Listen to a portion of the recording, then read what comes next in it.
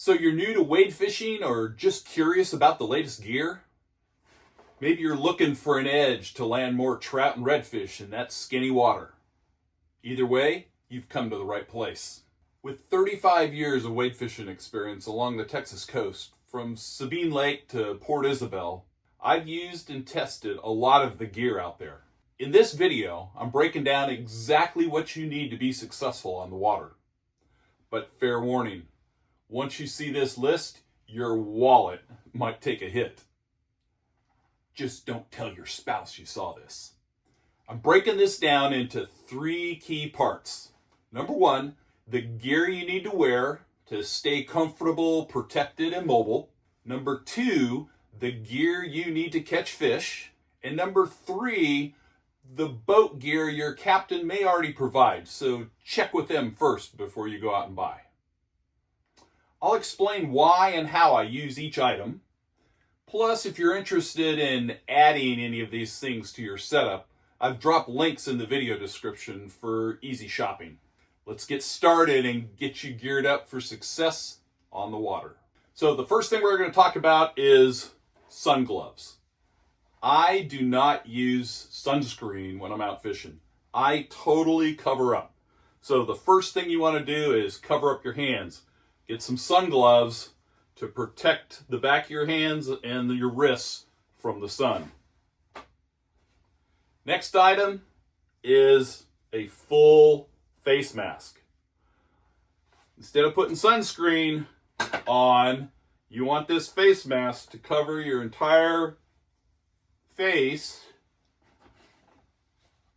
with your hat on and your sunglasses.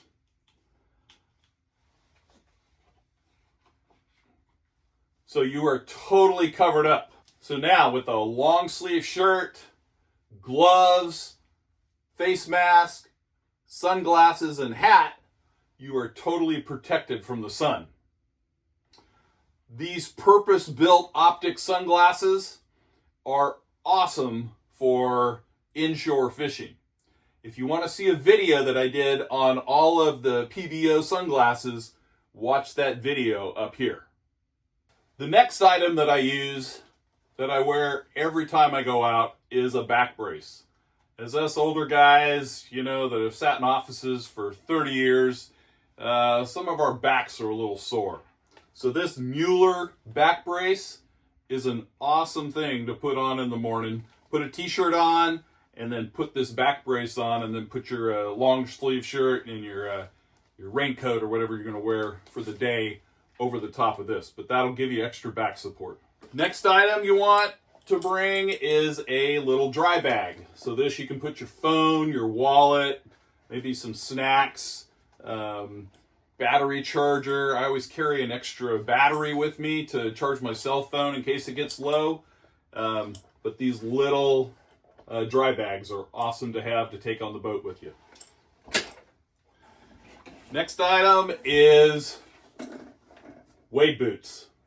So I use these Simms saltwater wade boots. They have been great. I've seen some people report after 3 or 4 years that the soles kind of come off of them. So make sure you check after each trip. Make sure they're not coming apart. You may need to glue them back on and make sure that they don't come all the way off. The other thing to do is make sure you rinse them out when you get back. Don't just stick them on the shelf with the salt water in them. These saltwater ones, the eyelets don't rust out. Some of the earlier versions of the Simms boots would rust if you got into salt water. The other thing I've got here is a boot tree. If you leave these to dry, I have found that the toes suck way down in. And then the next time you go use them, they're pressing down on the top of your feet. So I've bought these shoe trees to expand it, keep that toe from sucking down in there. So add that to your list of things to have when you get back from a trip. The next thing is to get you a pair of lightweight, breathable waders. These are Cabela's Dry Plus. I don't think they sell them anymore now, but they have another brand that they're marketing and selling. I used to have neoprene waders for the cold days that I was fishing or wade fishing down at the coast. I've pretty much gone away from neoprene waders. I just put on an extra pair of pants or long underwear on those cold days, and I just use these waders now for all cases, you know, when I want to wade with the waders, when I'm not wet wading during the summer. Next item is a raincoat. I highly recommend everybody that gets on my boat has a raincoat on them, because there's no guarantee that I can keep them dry based on where we're driving. So you've got your waders on, put your raincoat up over the top of this. Also on windy days, having this raincoat on will keep water, you know, if you got the wind blowing on your back and you got waves splashing up on you, the raincoat keeps those waves from coming in over the top of your waders. So this is Cabela's Guidewear. This is an older jacket that I've probably had for probably 4 or 5 years. I just got a new version of this one, but this Cabela's Guidewear jackets are really good. That wraps up the section that I'm going to do on gear that you need to wear. Now we're going to switch over and go to all the fishing gear you need to catch those fish. So let's start with fishing reels. So I used to carry a 4000 series Shimano reel for many years when I was younger. I have downsized to the 2500 Shimano, and I use the Shimano Stratic. Every year or two they come out with a new version of the Stratic, but this is one of their, it's not the super top end reel, but it's definitely above the medium grade. And you can get service done on these real good in Austin. Papa Chops services all my reels for me. So if you're in Austin or you want to ship them into him, he does a real good job on cleaning them up and replacing the bearings and stuff when they need to be cleaned. I also carry 2 reels and 2 rods with me. So if you've got a backup reel, this one's just an older pin that I have, but in case something happens, you get a massive backlash in this reel that you can't fix out on the boat, that you've got a backup reel that you can wade back to the boat, get your other rod and reel and go back out. Next item is your fishing rod. So my personal preference is a 7-foot medium heavy action rod. I don't have any allegiance to any brands. I do end up kind of buying every couple of years a new Shimano, whatever their latest medium heavy worm rod or saltwater wade fishing rod is. This one's a 7-foot. I got this one about 2 years ago, but it allows you to throw. So I throw real small baits. This allows you to throw them a long ways. If you use a medium action rod or a medium light rod, it's too flimsy, and when you cast it, you don't have the oomph to get that little lure a long ways away. And most of my catches with fish are at the far end of my cast because the fish haven't heard you, it's quiet out there, and they just get that little bloop, you know, of the bait dropping in the water a long distance away from where you're wade fishing, and that's where I get most of my hits. The other thing to add to your rod is a rod ruler. So this one goes out to 30 inches. This allows you to check the length of your fish when you're out there wade fishing. So in Texas now, the trout limit is 15 to 20 inches. So anything over 20 inches now on trout, you got to let them go. You got to put them back. So you can take a picture of them, but then you got to put them back, let them grow up. I also carry 2 rods with me when I'm out on the boat. So back to the reel, I've got 2 rods, 2 reels. They're all set up ready to go in case that first one fails you. The next item is to have a rod case. I have people show up on my trips where their rod and reel are all rigged up and they throw them in the back of the truck, and we get down to the coast and the eyelets are smashed, or the handle on the reel got pushed into one of the boxes and got broke off, or various reasons. I always break down my rods and reels. Take the reel off, put your rods in a case, and travel with this rod case in the back of your truck. Now, if you're new to fishing and you don't want to go buy one of these rod cases, ask your boat captain or the guy you're riding down with in the truck if you can put your rod in his rod case when you go down there.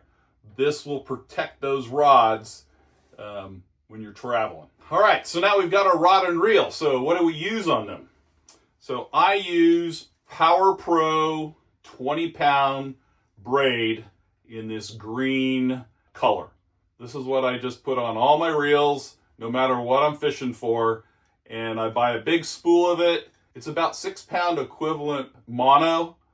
So, it's real thin and you can put a lot of it on there.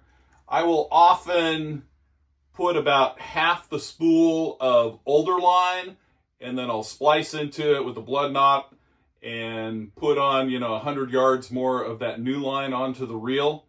And over the months that you fish with it, you may break off, you get a wind knot or something in it, you can break it off back down to that knot, and then you can put on another 100 yards. So you're not putting on a full, however much your spool takes and using up that line. The next thing I use is 20-pound fluorocarbon leader.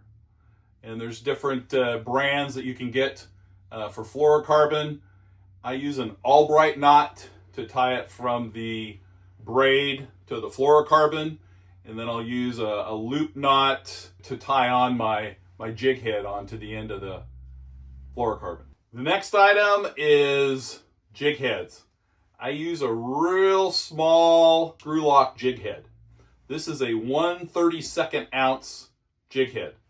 They're real hard to find. I've put a link into the description on where you can buy them. If you can't find them online, go to a 1/16 or a 1/8, 16th you can get online. That little jig head falls through the water column a lot slower than an 1/8 ounce or a 1/2 ounce jig head. It's a little more natural in that bait. If you get a wounded fish, it doesn't just fall like a rock. It slowly flutters down through the water column. And that is one of the biggest reasons for using that light jig head. Next is soft plastics. I have, over 30 years, I have boxes of soft plastics. And I've done experiments where I've closed my eyes, I've gone into my box, and I've pulled out an old soft plastic, I put it on my reel, cast it out, and I've caught fish with it. So beginner fishermen, ask me, so if I just go buy one lure, what would you recommend that I go buy? My most consistent catch is this Z-Man Trout Trick bait. It is in the root beer chartreuse color. And what's unique about Z-Man baits is they're real flexible. I've caught over 100 fish on one bait. The elastic material on them, it floats and it's real sturdy. So the little trout, if you catch a lot of little trout, it's not going to bite the tails off. So if you're just going to go buy one bait for a trip, go get you some Z-Man Trout Trick baits and put them on this little 1/32 ounce jig head, and then put some secret sauce on them. Or Procure mullet. So we've done experiments with this one too, where I've cast out 5 times, haven't got a bite. Put some mullet Procure on that bait, cast it out there, let it sit, twitch, boom, and catch it. And the fish have a very strong sense of smell. And when this gets in the water, you may even feel pinfish come up and start pecking on it. and then a bigger fish will come in and grab it away from those pinfish. So highly recommend this Mullet Pro Cure. This is a little 2-ounce bottle. You can get it in 8 ounces and refill these, but don't leave home without it. So once you've put this Z-Man bait on the little jig head, a screw lock jig head, use some Loctite super glue to glue that bait to the top of the jig head. This keeps the fish from pulling it off, and this will allow that bait to last you a lot longer out there in the water. So rig up a couple of these before you go out and super glue the heads to the jig heads. So while the soft plastic is, my go-to, I probably fish it, 80-90% of the time. When I'm in some mangroves or some ditches, some far back lakes, and I see a lot of redfish activity or redfish tailing and stuff, I may go put on a little 1/4 ounce gold spoon. I have won a number of tournaments with this little 1/4 ounce gold spoon. Actually, one time I was chasing a redfish. I hit him in the back with this thing 3 or 4 times before he actually ate it. And that redfish was like 27 3/4 inches to help us win that tournament. The next item is, it's always fun to catch them on a topwater. So if you've got a nice, beautiful, calm morning that you get out there, the Heddon Super Spook Junior is my go-to topwater rattle bait. So make sure you get the one with the rattle in it. If you get one of these without a rattle in it, yeah, it's no good.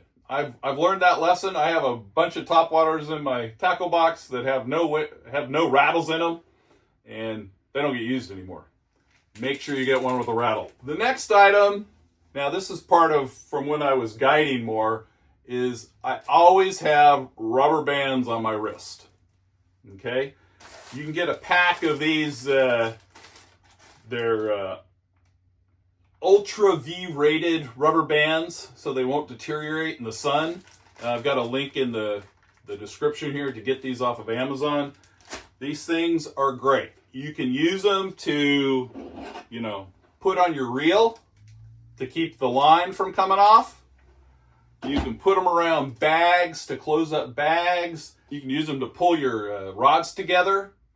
Last week when I was in Costa Rica, the boat captain was asking, I need some rubber bands for holding the line down to the reel. So if I leave the reel open, I rubber band that in. And so when the fish hits, it breaks the rubber band and it goes off.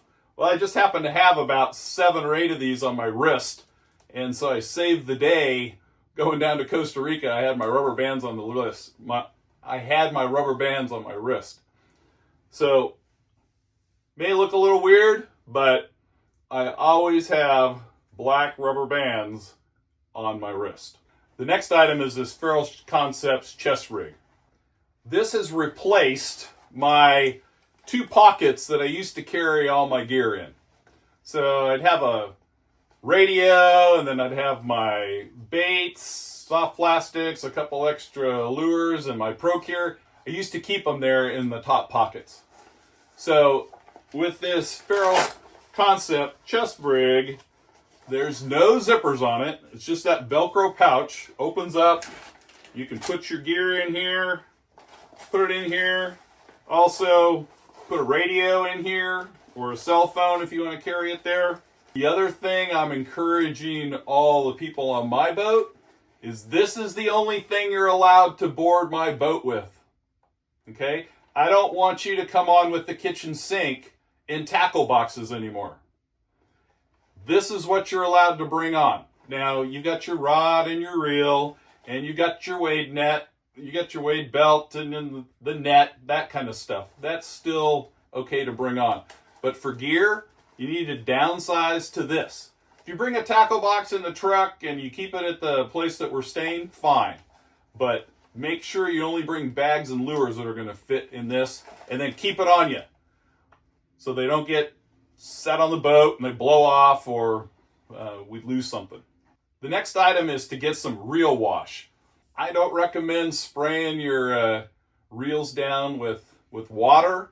I recommend putting some of this reel wash There's different products out there that clean your reels up and then wipe them down with a paper towel or rag. Use some oil on the different parts of the reel that are moving and stuff to keep that salt water out of it. Okay, next item is you want a pair of pliers with some cutters on them. So you can cut the line, you can pull a hook out of a fish's mouth. You can also get a pair of cutters, line cutters and stuff, but I just use the cutters and the pliers. Those you can put onto your wade belt.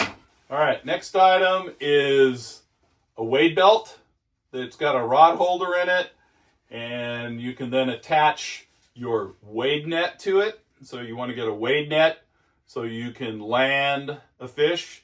I've got friends that have gone out, oh, I don't need a wade net, and then they catch a 20-inch flounder. And it's really hard to land a flounder without a wade net, or a real big redfish. So I highly recommend these floating wade nets for when you're out there wade fishing. My next item is a wade basket. I am no longer using a stringer when I go out fishing. I put all the fish I'm going to take back to the boat in this wade basket. The number one reason is I've seen an increase in sharks in the bay. And those sharks will come up to a stringer and take the fish off of your stringer.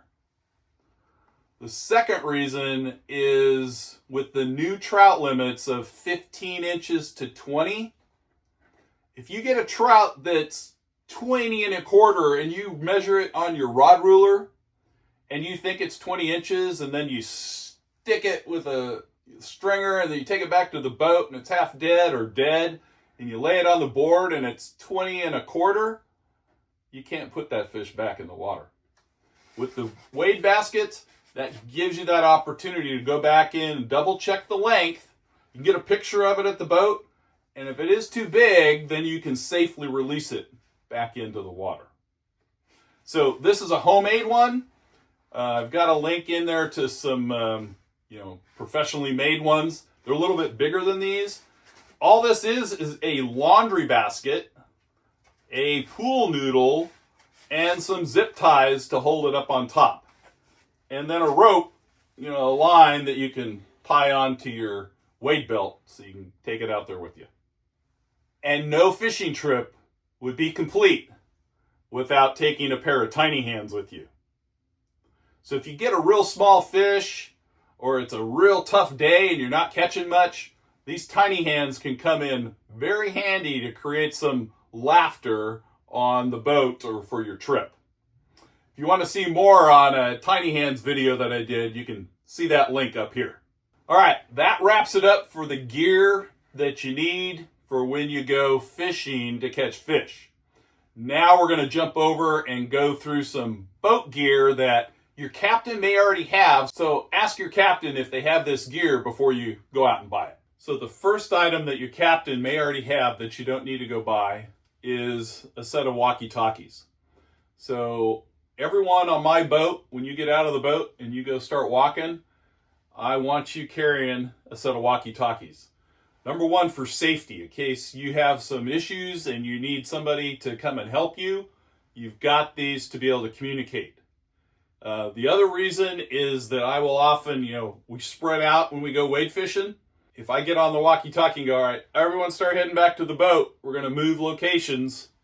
What I don't want to happen, and it's happened in the past, is somebody walks off into some real shallow water, and then I decide to move the boat, and I can't get the boat back in that shallow water. So always take a pair of walkie-talkies with you so you can communicate. I had an experience where we saved a boat with these walkie-talkies. If you watch that video, that's linked up here. I also, just to keep them water safe, I put them in these plastic bags and I use a sealer to seal them up. So even if you put your walkie-talkie in that Feral Concepts chest rig, some people wade over the top and they get the walkie-talkie wet and then it starts flashing white. These bags will keep them waterproof throughout the day. I do then end up having to cut them open and charge them each night. But I've been using these same walkie-talkies for 4 years now, and they haven't rusted, and These bags keep them watertight. The next item that you're going to need at the end is a fillet knife. I have gone to the top of the line Bubba electric lithium battery fillet knife. This thing's awesome for cutting through redfish and filleting them out. And if you got a lot of redfish at the end of the day, this thing is invaluable to clean up your catch. You want to have some fillet gloves that protect your hands, so when you're filleting, you don't cut them. You probably also want to have just a regular fillet knife. Quite often we'll set up an assembly line where I'll cut the fillets off, the next person will cut the ribs off, and then the next person will wash them off and bag them. You also want to have a knife sharpener so that you can sharpen this knife, or if other people on your crew come along with a knife and they're not quite sharp enough for that trip. So always have a knife sharpener with you for your crew. So now that we've got the fish all cleaned and stuff, say you're down on a multi-day trip and you don't want to keep the fresh fish in the refrigerator for 3 or 4 days, and you want to vacuum pack it and freeze it while you're there, I have gone to a small chamber vac, and this thing is awesome for saving your fish, putting your fish in these bags, and vacuum packing them. So I highly recommend a chamber vac to keep your fish fresh. So I hope you've learned at least 1 or 2 things that will improve your catching and your wade fishing experiences. Drop me a comment if I forgot anything that you take out wade fishing. Tight lines and stay safe out there on the water.